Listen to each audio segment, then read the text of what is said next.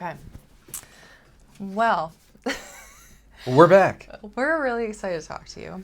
And this is our first podcast recording, although I prefer to use the word conversation. And I prefer to use that word because I feel like the word podcast is a little bit impersonal. And basically, we got the idea for doing this because we've had so many conversations before, driving in the car, or just, I don't know, sitting around together, where we've said this could be a podcast. This is so important. This is so valuable and could really, really be of so much service to other people that we decided we needed to start recording our conversations. So we are taking it up a notch from just, hitting record on our voice memos on our phone in the car and actually sitting down to have a conversation with you guys. So we're really excited about this.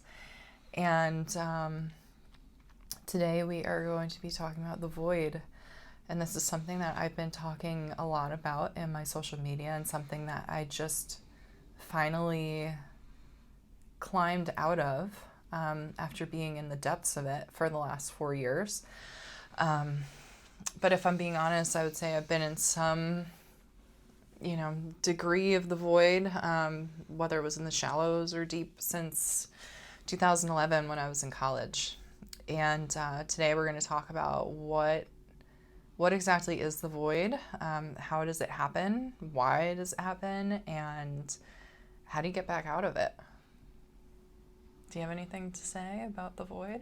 I think you covered all of it, so I'm excited. And we'll throw in a little bonus at the end there and talk about how, as a partner, you can support your, significant other, spouse, even just a loved one, friends or family, with their journey through the void, and provide the support for them, the framework to help them get back out of it.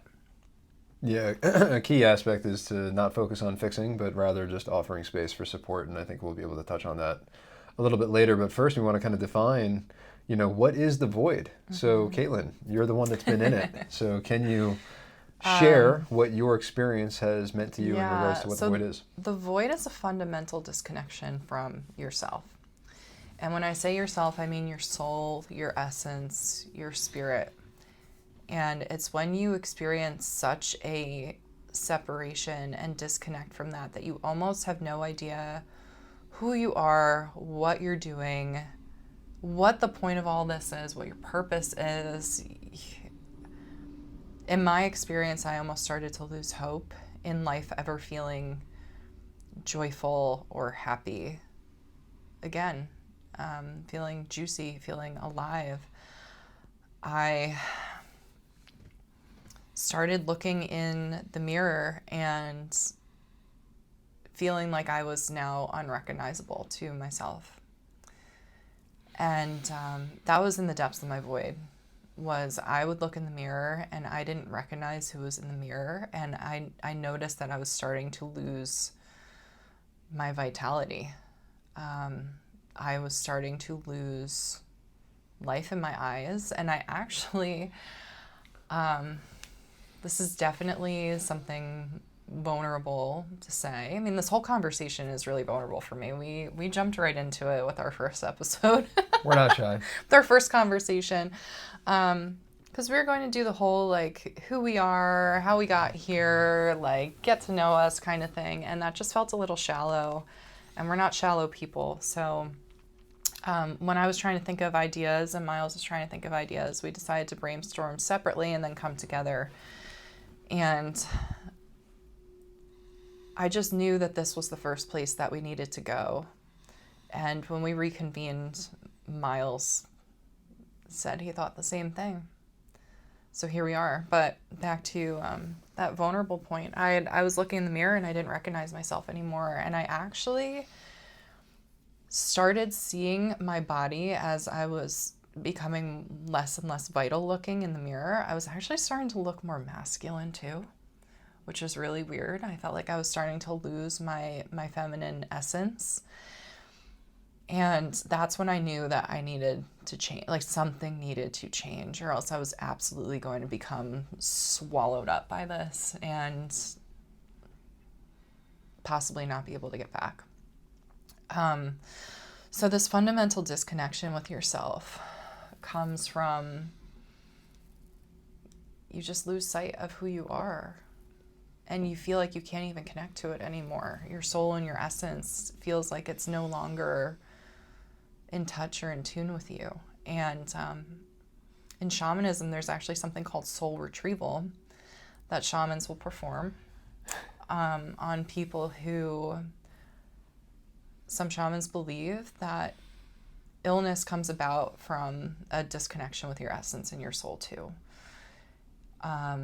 Different illnesses of the body, mental illness. And so they will perform soul retrievals to help try to bring this person back in touch with their soul and with their essence to essentially reestablish their life force energy back into their body and help them heal.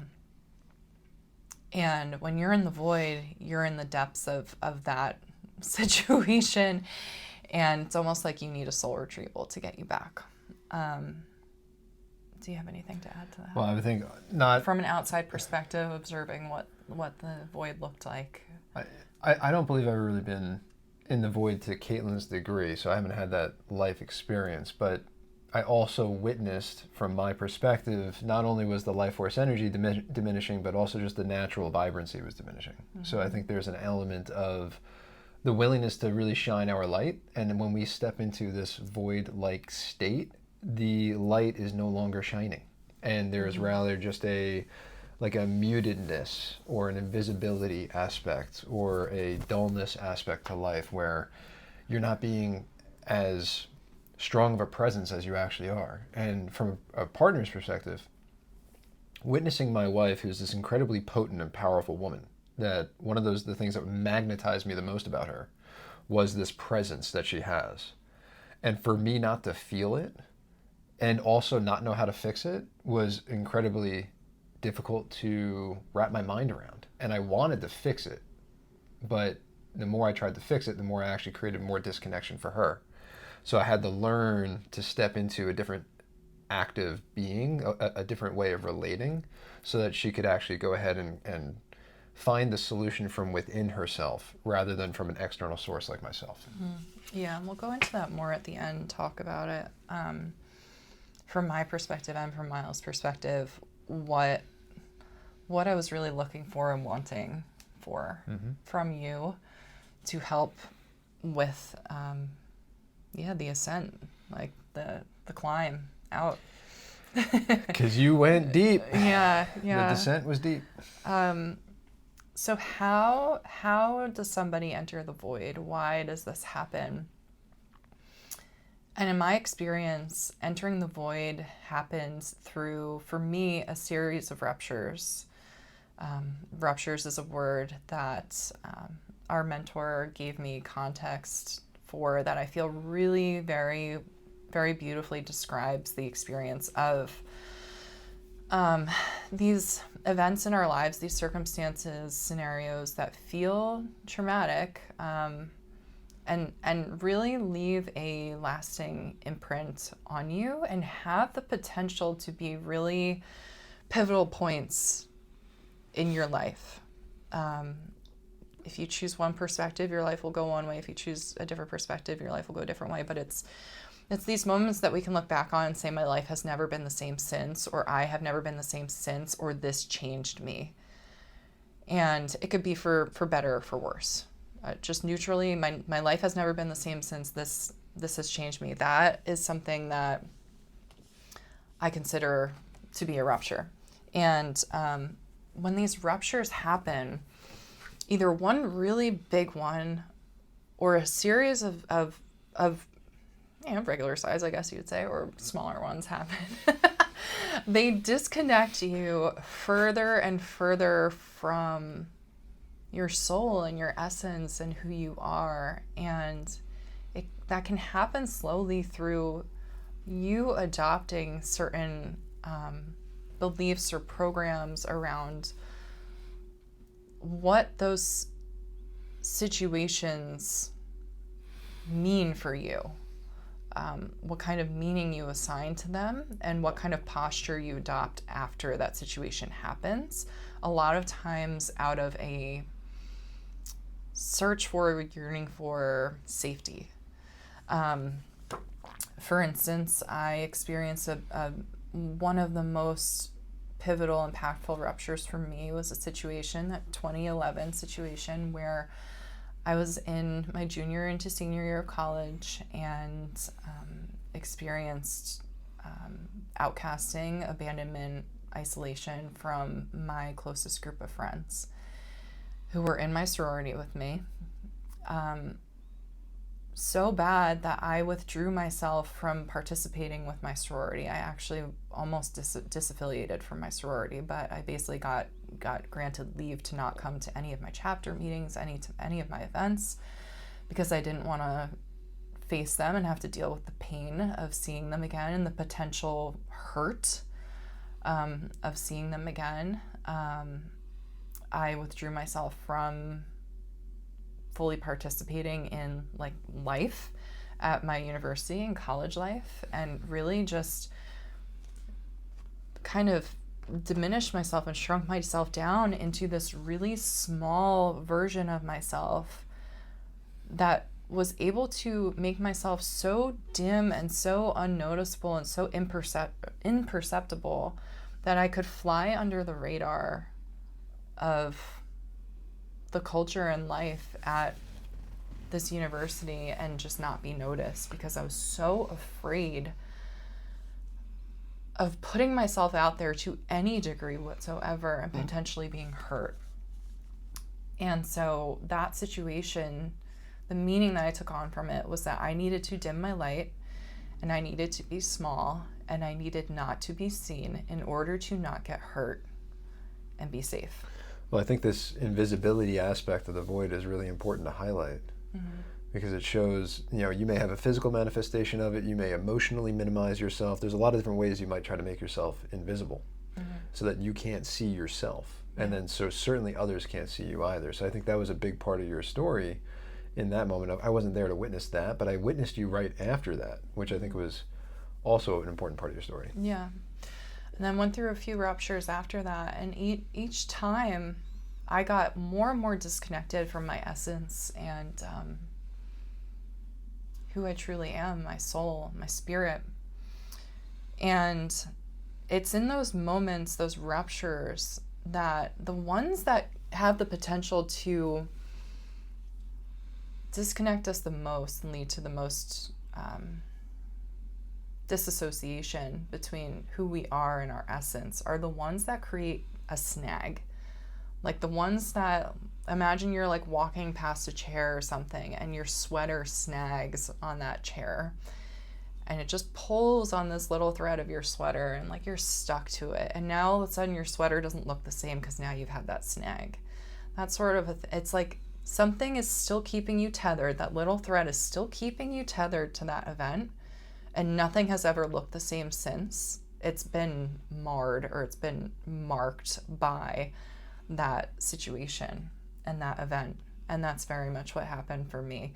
And so as we accumulate those snags and go through those ruptures, it can just cause further and further disconnection, because now you're adopting ways of being and postures to life that are not actually like of you and in service to your soul and your essence. And so they're making you smaller. They're making you hide. They're making you search for safety rather than searching for expansion and true expression of who you are and fully experiencing and engaging with the experience of life. Yeah.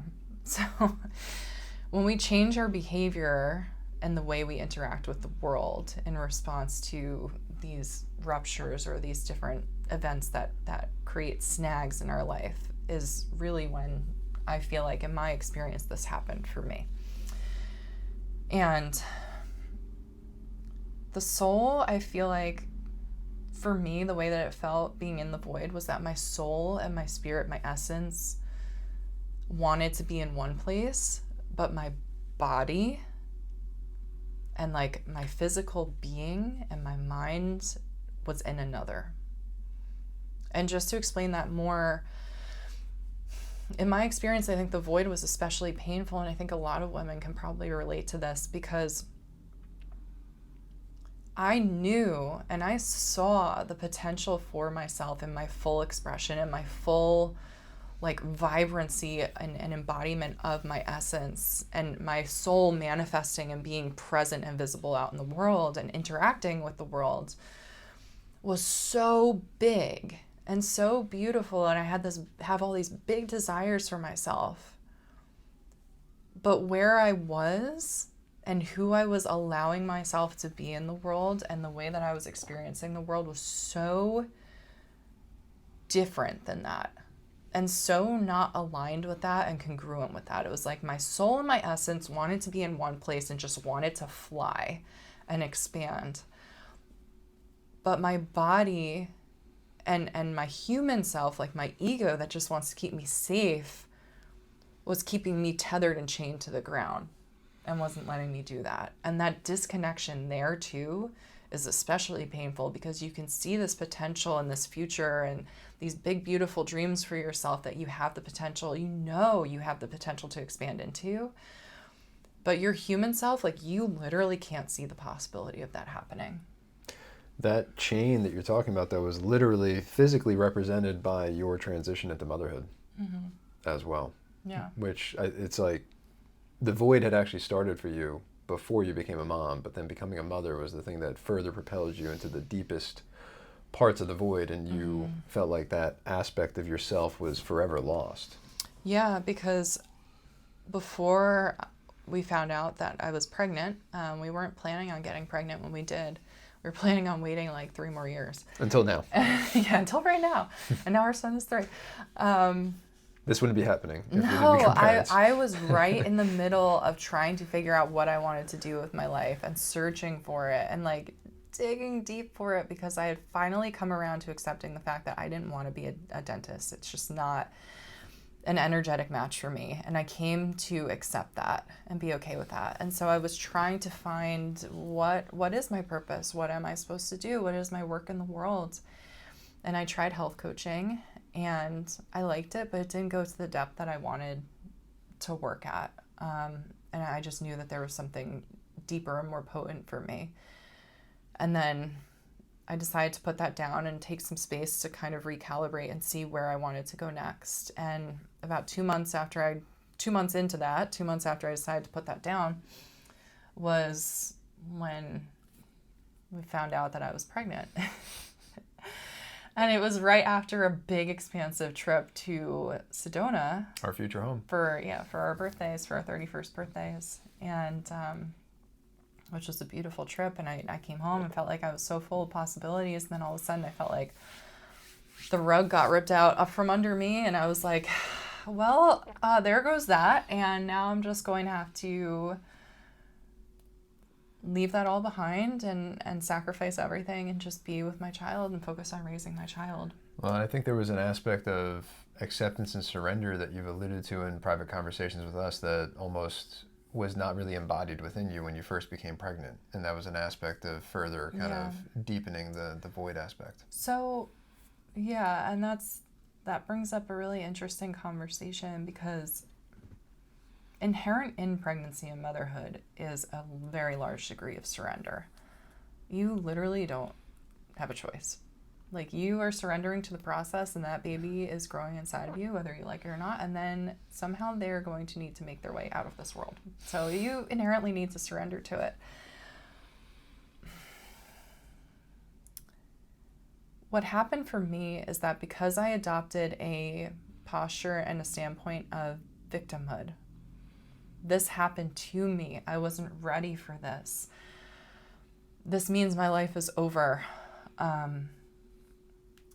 I didn't go into just surrender and acceptance. I went into defeat. And I went into a posture of, that's it. I can't, like, my life will never be my own anymore, and I will never be able to lay claim to those big, expansive desires and dreams of my soul. and let my essence expand. Now I have to conform to fit to what a good mother does, which is another conversation about, Societal programming, societal pressures and expectations that of what we, motherhood's supposed to be. yeah, Right? allow ourselves to adopt. And so I gave up. And, I even had one very kind family member say that, I think you just have postpartum depression. And I knew it wasn't postpartum depression. I knew that what it was just, I felt this deep disconnection with my soul and my essence and what I wanted to do. My big, big, big dreams and desires for my life, I felt like they were gone. I felt like I couldn't access them anymore. I felt like it was no longer a possibility or potentiality for me, and that was extremely painful. I was to say, it wasn't a chemical issue for you. No, it was a grieving process. Yeah. It was a grieving process. And within that feeling, that grieving process was a feeling of defeat. And then that feeling of defeat led to a lot of sadness, and I really think the best word for it is grief. And then it turned into just an inertia and like a complacency. A listlessness. Yeah, where I had kind of given up on it, and through adopting the programming that I believed I needed to adopt for motherhood, and who and how I needed to be, and what I could and couldn't do as a mother. And I became complacent within that and accepted it. And then inertia takes over and we don't move. And the more she went into the descent, the more I disconnected and stepped into just being the man who filled the typical roles of the man, providing. Now, I was very keen on being a father, but I was missing the aspect of being a husband as well, which we'll talk about later. But it's easy to see how the roles, like we fit ourselves into the roles that were expected rather than the roles that are actually right for our design, which we may also talk about later. Yeah. And I think that within this too was that this complacency and inertia led to a lack of action. I was not taking care of my body. I was not moving my body like I know that is so essential for my design. I was just trying to do the inner work, so to speak, the journaling, the contemplation, the meditation, and just really like hoping and praying that something would spontaneously drop in, almost like a spontaneous awakening. Like, okay, here's your purpose. Here's what you're supposed to do with your life. Here's your soul back. Here's your essence back. And now here you go. Here's your boost. Now you're out of the void. Like I was just expecting life has been figured out for you to spontaneously be saved. And that's another aspect of victim consciousness that we adopt, where we put the locus of control of a situation outside ourselves.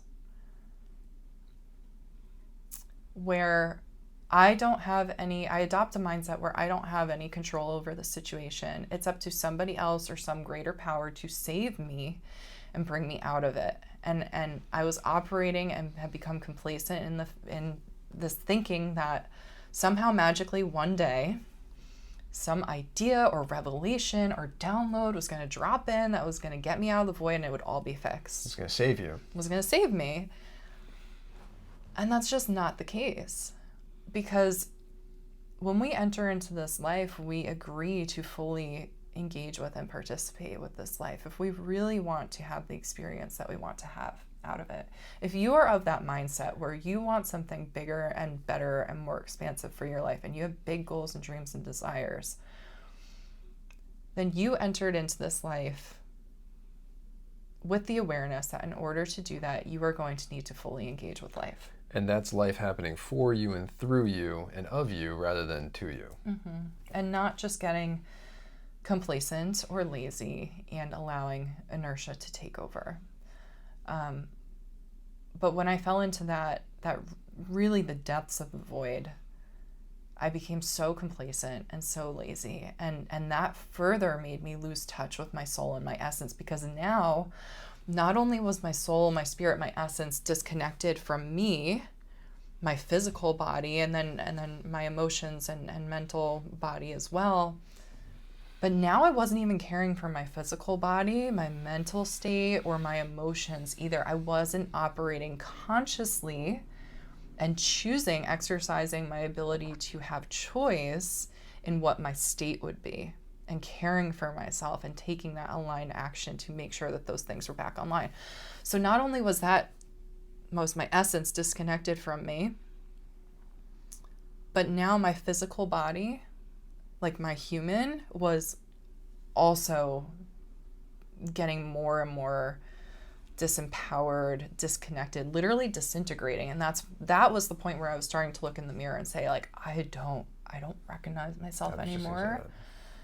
I don't, like, the life is not in my eyes. Like, I'm disappearing in front of my own eyes, and I can't keep going like this. There were often moments where I didn't recognize my wife either, and I could see that she wanted to, like, crawl out of her own skin, and I wanted to fix it, and I didn't know how. Mm-hmm.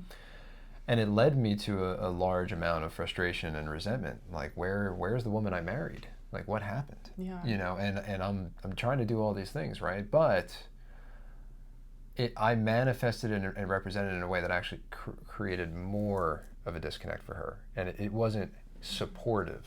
Yeah. Which was a big shift for us when we were able to finally start witnessing and noticing and naming that the roles we were playing and the way we were relating to one another and the way that I was offering support was really not support at all. That's when Kate was able to start stepping out of the shadow and into the light a little bit. Yeah. And where Miles came from is that he would say to me, like I just want my wife back. Like, I want the person who I met, back in dental school back. And it wasn't that he was saying, like, you've changed or you look different or anything like that. It was, I want your joy back. I want your aliveness back. I want you to experience happiness in your life again, like fulfillment in your experience of this life with me. Like, I miss your magnetism. I miss your vibrancy. I miss you. Yeah, me, my essence, because it wasn't there anymore. Mm-hmm. So it's not like, okay, you've changed or you're different, you look different, like you've let yourself go. It's that's far like a genuine caring of, like, where did you go? Like, where are you? Because not only can he see that I'm not there, like, I can feel it too. Mm-hmm. And when you're in the void, it's because it's so uncomfortable. It's so uncomfortable to know that you don't even have your own life force and essence, like, in your body, like, inhabiting your body anymore. Like, it's so sad. It was so sad to walk around feeling like, am I ever going to feel connected to my life anymore? Am I ever going to feel alive again? Am I ever going to feel passion, drive, like, juicy again? Am I ever going to feel like, wow, like, this is my life, I get to live again? And that was scary. This conversation happening, though, is a testament to Caitlin stepping out of the void and back into her light. And I would be curious, because this, to me, from my experience, my perspective, feels like a lasting, sustainable, like, your identity has shifted. Even if we were to have another child, I would never expect another pregnancy to drive you into the depth of the void that you were in. I think you would have an entirely different experience. No. So what are the aspects around this void of how you pulled yourself out of it that you feel are different or that are helping it be more long-lasting and sustainable compared to other moments where you did have moments where you came out of the void after 2011, et cetera, where there were times where I saw this vibrancy, and that was the thing that I held on hope to. Like, me as a partner was like, well, I've seen her come out of this before. I know that this has been a theme for her, but it's not depression. It's not like not getting out of the bed.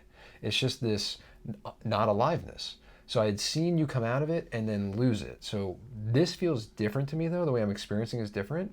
Why do you think it's different?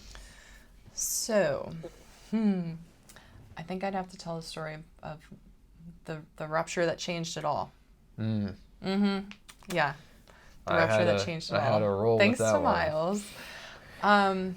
So, on November 6th, we closed on the sale of our home here in New Jersey. And that was the biggest hurdle to us leaving and moving west. And the sale of our house, the readying of our house to list it, preparing for showings, inspections, packing our house. We sold 95% of our furniture and moved 95% of our stuff into storage. And the vast majority of that fell on me and me alone. And I also had our toddler with me that I had to balance, caring for with doing this. And in this process, I fell into victim mindset, martyr, big time martyr, like stepped into martyr archetype there. It was uncomfortable. Yeah, like I had to sacrifice myself to do this. This is all on me. And I did. I sacrificed my physical well-being. I didn't get to take care of myself at all. You were I wasn't last. sleeping. I was so stressed out that I wasn't sleeping. Usually I sleep like a rock. Also because you're so exhausted from your... Yeah. My mental and emotional well-being was taking a hit. And I was just like so fed up with all of it. And in the middle of this, on the weekend before our original scheduled closing date, October 25th. Miles went and facilitated a healing retreat. Co-facilitated for a healing retreat for 40 other women in a different state that he had to travel to. So my husband, and I didn't hear from him hardly at all that whole weekend. So my husband was somewhere else holding space for and facilitating a very healing, nurturing experience for 40 other women while I was drowning at home, shouldering the burden of orchestrating this whole move and readying our house, packing, moving, by myself. And in that moment, it was like something snapped for me, and I decided never again. I said never again. Like, I had gotten so fed up with feeling this way, with feeling like I was floundering while everybody else was flourishing. Like, I was always the one who shouldered the burden of these kinds of things, like major things. I was the one who took the brunt of the stress. I was so done with it. And in that moment, I realized, because I felt very alone and very by myself through this whole process. But it was almost kind of good because it shifted my mindset around my posture towards the void and made me realize that if I was going to change anything in my life, that I was going to have to do it myself. And what that translates to is that I realized that the locus of control of my life and of my experience and of me being in this place in the void versus not being in it and being in a good place instead, where all of me was online and present in my embodied experience of this life. The locus of control, the person who was in control of all of that was me. And I could no longer be a victim anymore. I chose not to be a victim anymore because that wasn't going to serve me and that wasn't going to shift anything or change anything. And I also couldn't be a martyr anymore because that wasn't going to service anything or shift anything either. And so when I shifted the responsibility for control of the situation to myself and realized that I needed to take responsibility for myself and make this happen for myself and nobody else was going to do it for me, that's when things started to shift. And what's interesting is it almost could sound lonely, like, oh, well, you were the solution to get out of the void, but it was actually very empowering for you. It was very empowering because back to that idea of a spontaneous awakening, like, spontaneous awakening wasn't going to come. I realized that.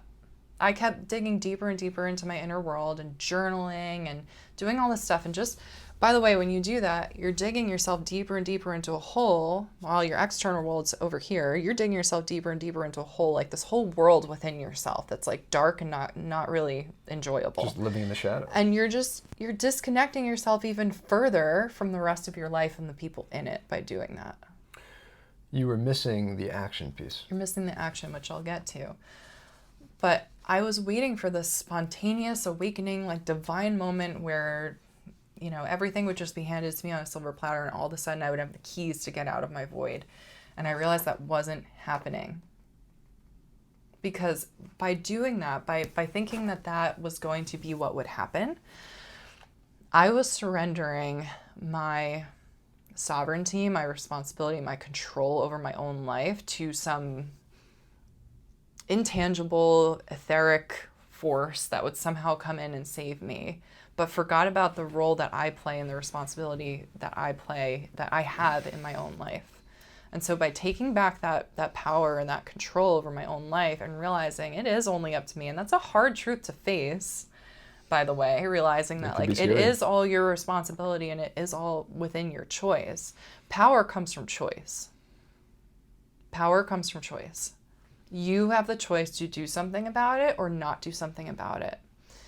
And if you're having a hard time deciding what to do or you're lacking motivation of what to do, look at what the fruits have been in not doing something about it, or doing what you have been doing that hasn't been working, versus what the fruits would be if you actually chose to take responsibility. And you also chose to access the power that was always within you but had been turned off for so long and turned away from. That's tapping back into and reestablishing connection, like beep, beep, beep, with your soul and with your essence, and like calling it back online, like reestablish that connection, like dial back in, you know, like old school internet. Instead of being two separate things, you fused back into the one. Calling that back in. And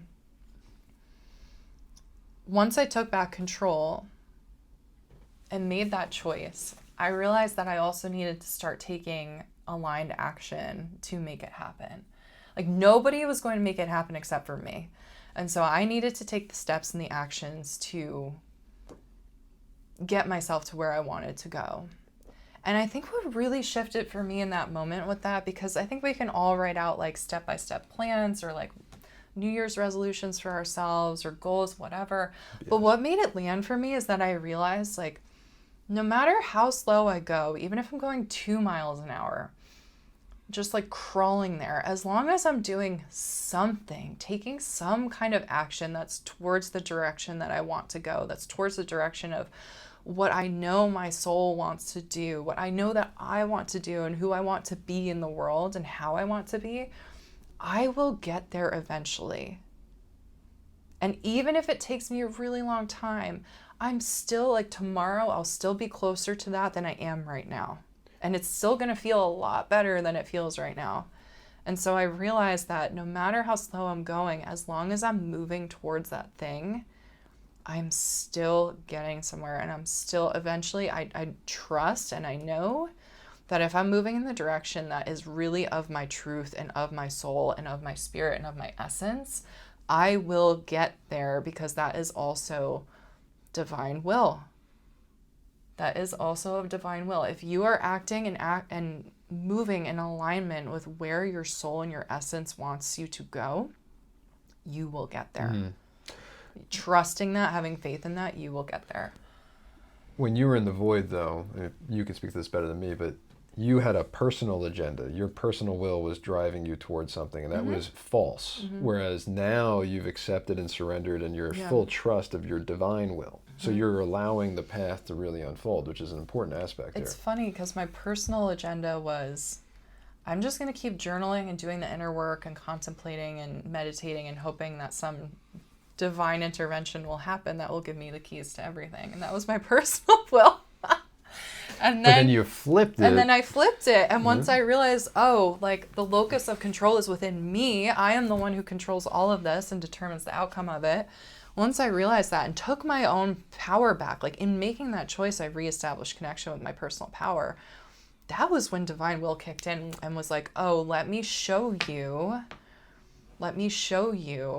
how taking these aligned actions will actually get you to the place that feels so super fulfilling and amazing for your soul. Let me show you how all of these ruptures that happen throughout your life actually have a common thread throughout all of them, and a lesson that was meant for you, a lesson for you to step even further and fuller into that essence and into the soul of who you are. You could even argue that your aligned action gave you the energy to be able to start witnessing the patterns Yes, and how these things were for you. Yeah, because that's another aspect of this, is that if your physical body is not online, there is no clear path or channel for these things to kind of land, for these realizations, for these aha moments to land within you, because there's so much static and so much noise going on when you feel like shit, that you can't establish that connection. You can't field those things. You can't even hear it coming in. All you want to do is just numb yourself out with like food or social media, scrolling, whatever it is.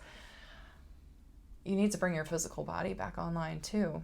It's part of the axis, the mind, the body, the spirit, the soul. It's all part of one axis. So in this case, if the body's missing, you're not going to have the energy to go from the bottom up to be able to ascend into the highest self and receive those codes that you're, here to receive. Yeah. And plugging back into your body, like embodiment, is also fully engaging with life. And when you fully engage with life, that's how you gain the power and the momentum to climb back up out of the void. It's when we're pulling away from life and going further into that void that we lose momentum. We get inertia takes hold, and now you're getting more stuck. But when you start to fully engage with life, when you start to be an active participant, when you start to take that aligned action, that's when you can pull yourself out of these situations. What's interesting though is momentum's important for your own specific design, but I think momentum would be important for anyone here. But then two, this aspect of the embodiment and the power in your body, I don't know if you want to go here or not, but you didn't feel like for a long time that your body was yours when you became a mother. Yeah. And that was something that further contributed to the void. There were so many times I heard you say, well, my body's not mine. I'm just here for breastfeeding, or like, I don't want any more, like I come home from work, I don't want any more physical touch. I've been touched enough today. So there was a huge aspect of like this resentment and frustration in you where like my body's not mine. And I think that contributed to your void. Yeah. But I think that was also part due to or consequence of the disconnection with myself. I think it was the way you were relating to it though. I don't think you'd relate that way now. Because I even just started to disconnect with my physical body too. I wasn't caring for my physical body. As a generator in human design, movement is a big part of my design. I need that. I need that movement, momentum. I wasn't moving my body. I was stagnant. I became complacent. I became lazy. Inertia takes over, and then you don't want to move. So that was a big part of it, was getting my physical body back online and using these really foundational things to bring my body back online. And these aligned actions that you can take, that they're honestly whatever drops into you and feels really good and really in alignment with you. I mean, for whatever reason, I decided I want to start going for walks in the morning. And while I'm going for my walks, I plug into something that really like juices me up and gives me inspiration and makes me feel really good. And I go outside and I walk for an hour, and now I use a weighted vest to do it. But I don't know what gave me the idea to walk. I think I thought, it'll kill two birds with one stone. I'll get my morning sunlight and I'll get movement in. And now I added in, inspirational input, and it's changed my life. But I didn't say to myself, I have to go to the gym 5 days a week, or I have to work out for X number of hours, or X amount of time, and I'm eating this way, or whatever. There's no specific it's like, expectation of how I need to look or anything you like just that. need to move. And by move, I beyond just like physical movement of your body, but you need to move. You need to do something. It doesn't matter what it is. Like I said, even if you're moving at 2 miles an hour, like you need to do something that is going to bring you closer to being in alignment with your essence, your soul, your spirit, than what you're doing right now. Anything to get you moving in that direction. And this moving, though, was part of you actually starting to have a purpose now. When you were in the void, you're like, I have no purpose. I don't know why I'm here. So that identity was gone. Yeah, and what's so interesting is now that I've been taking action, and now that I've been doing the things that are really essential to my design, but ultimately like intuitively knew that these are the things that feel really good for me too. Just, moving my body in this way feels really good. Getting that kind of input feels really good. All these puzzle pieces have kind of been falling into place, and now all these different things are making sense. Like I can look back on the ruptures that occurred along my journey, the snags that I had, and see see that, like I said, that thread, that divine thread that runs through all of them, and the lessons that I was meant to learn through all of them, the way that the divine orchestrated all of those different things to line up and teach me something and show me something that I could have embodied and used to my advantage in life to further develop myself throughout my life. Like I see those things now, whereas I couldn't see that before because I wasn't doing anything. I was just stuck in the mud. Well, you brought your body back online, you took responsibility, aligned action occurred, and now you're receiving messages and codes from a heightened level of awareness that you didn't have before. And I think that's important as well. Is this whole thing, it's not, listening to this conversation is not going to make you step out of the void, but it's going to bring things to light of areas where you could start to focus on and contemplate. Yeah, even if it's one little thing that lands from this conversation for you, that one little thing is going to stick out to you because that one little thing is resonating with some chord within you. And it's a clue. And it's sticking with you because it's a clue. And when you take that and figure out how you can actually integrate it and apply it and take action on it, embody it, like living experience, embody it, make it part of what you're doing in the way that you're living your life, that is how you'll incorporate it and start moving towards where you know that you're supposed to be, where your soul and your essence knows you're supposed to be, and you so desperately want to get back to it. And when you're living this way, you're now giving yourself permission to actually listen to yourself, to hear and listen to your inner knowing, to intuit what is the next step. Your intuition's now online to a point where you're able to have guidance that was not there in the past. And now you're able to actually step into like, well, intuitively this feels like the right thing. Then you go do that thing and boom, here's a code that you didn't know was going to come, but you intuitively listened to that guidance and here it is. Because you're coming back online. Exactly. You're coming back online. You're clearing It's the all static. connected. You're coming back online. So to move on to the next part, which is going to wrap us up, Miles, in terms of partner support through the void and with getting out of the void, Miles is by design very solution oriented, and he would keep trying to offer solutions and coach me through it, which would make me extremely irritated and very averse to him. And more disconnected. Yeah, in those moments. And I kept telling him I just wanted support. And what I recognized is that what I wanted in terms of support was just a safe place to land, and for him to be able to provide the resources for me to do what I needed to do to come to these realizations and take this aligned action, which for me, always, I don't know how many times I said this to you, I just need time and space, which is also something that is innate to me. And part of my design is time and space. I needed time and space to be able to do the things that I needed to do to reconnect with myself and call those parts of me back online, like actually be able to separate enough from like the chaos and like all the responsibilities, the mind chatter of daily life to connect to, okay, my own channel and hear myself talk and what do I need to do? And that was what I wanted the most. Was just support, a safe place to land, like knowing that he was here, because you can't solution somebody out of the void. You can't pick them up and force them out of it or give them a boost out of it. That's not going to work. They have to get out of it themselves. Yeah, it was when I shifted from trying to fix it to offering support was when things started to shift for us. But it was like everything I was doing was very reactionary. Kate became pregnant and we had a child. It was like we lost income. There was an overreaction in my standpoint of like, well, I have to work more now. I just started falling into what I witnessed as a child. So as I witnessed and started playing out these patterns, it made her feel more and more unsupported.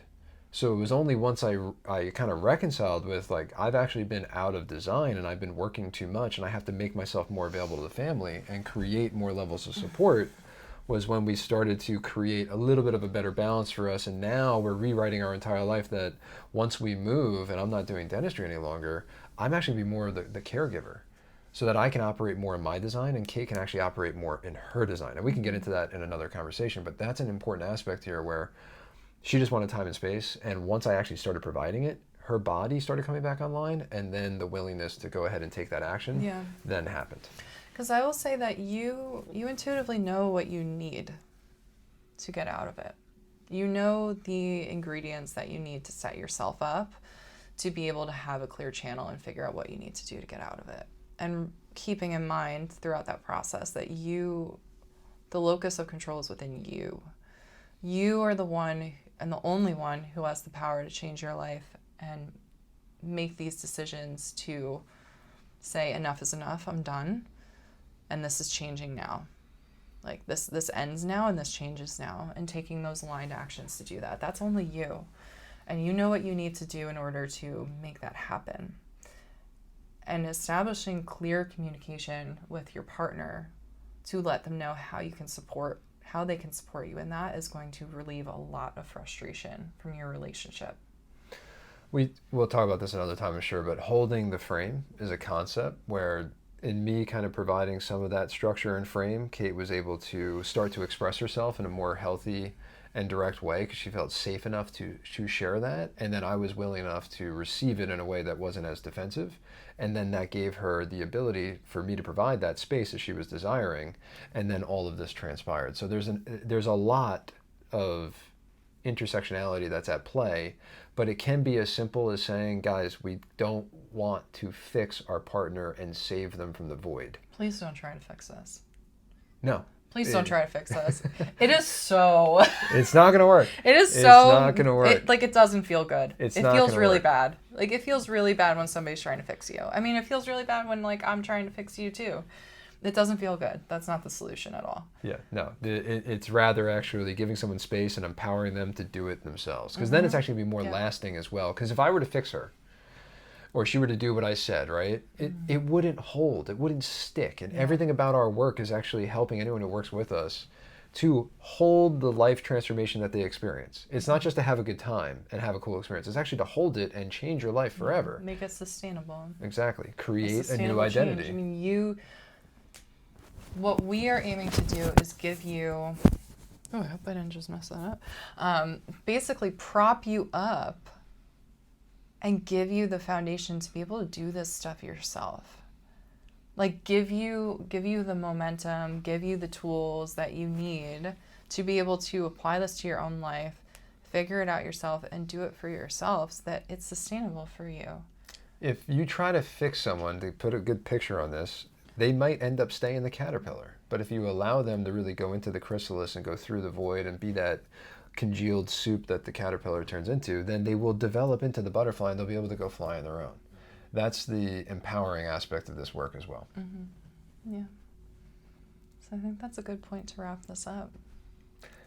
Thank you for listening. And if you have any questions or curiosities, please don't hesitate to comment or message us directly. And also we would love to hear if you have any more desires to hear us talk about any topics that we brought up today more in depth. Let us know, as we're always wanting to source more information as to what we should provide further conversations around in the future. Yeah, so thank you for listening. We really appreciate it. This was a vulnerable one for me, a very true one for me, and we just felt like might as well just jump into the deep end. This is where we know we're supposed to go and just skip all the small talk and go right into it. So hopefully this was valuable to you. Hopefully you gained some insights, some kind of little nugget that you can take with you and integrate and take action on.